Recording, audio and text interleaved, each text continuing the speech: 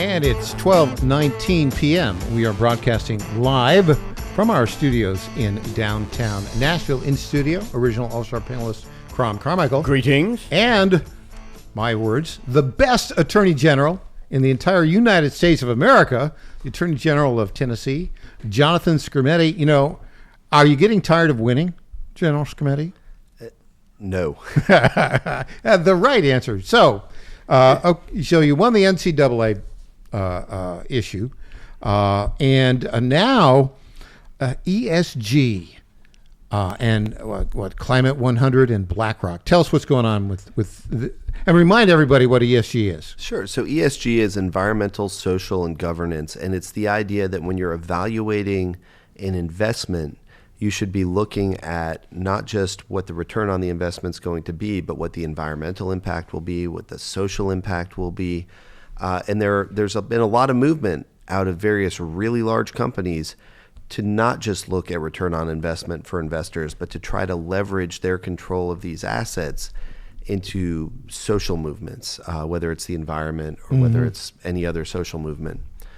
Climate Action 100 is a group of a number of these companies that banded together promising to use their power in the financial sector to save the planet, to improve the environment. And the problem is they were using people's assets without disclosing that they would do that. So if you've got a company that's managing a bunch of pension funds, people invest their money in pension funds to try to get the most money they can so they can retire more comfortably.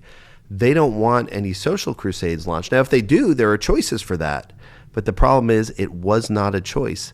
The good news is people are jumping out of Climate Action 100. Big companies are pulling back, saying they're going to be much clearer about their ESG disclosures. And folks are in a much better position to know that the money they invest will be invested in the manner that they want rather than in the manner that somebody thousands of miles away who has very different ideas about the world than they do decides is the best way. Now, the state of Tennessee has sued BlackRock. We have. In Williamson County. Good choice of venue, by the way, Williamson County, Tennessee. We've been wearing out Davidson County. We got a lot of cases here. You need to spread it around to other county venues. Tell us how that lawsuit is proceeding. So it's still in a very initial phase. We're waiting on a response from BlackRock, and that will come sometime in the relatively near future, I'm sure. But the battle has not really been joined yet, and I'm looking at this, and I see a lot of statements coming out of a variety of participants in this area where, my read is they overreached, that people got together at Davos and decided they were going to save the world, and they didn't really think about how, and now people are having serious second thoughts. Outline, if you will, just briefly, the case against BlackRock and what you are arguing they did wrong.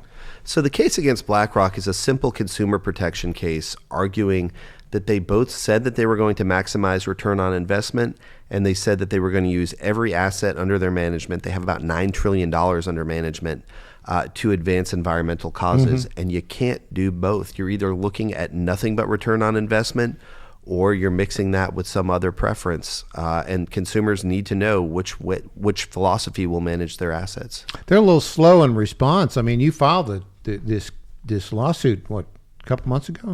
Well, it's a big company, and they have a lot of strategy. This is the first lawsuit, I think, that's come in based on this theory. They got the slap, and they said, oh, what are we going to do now? One of the things they're doing is they're doing a PR campaign. They're touting their Tennessee investments in some advertisements on X, formerly Twitter. Any correlation between the lawsuit and their desire to improve their PR reputation in Tennessee? They have a First Amendment right to reach out to the people of Tennessee, and I'm glad that it's benefiting local media. I know the newspaper's got some full-page ads, and that's a great thing for Tennessee journalism. You'll be shocked that they haven't advertised with us. I wonder why.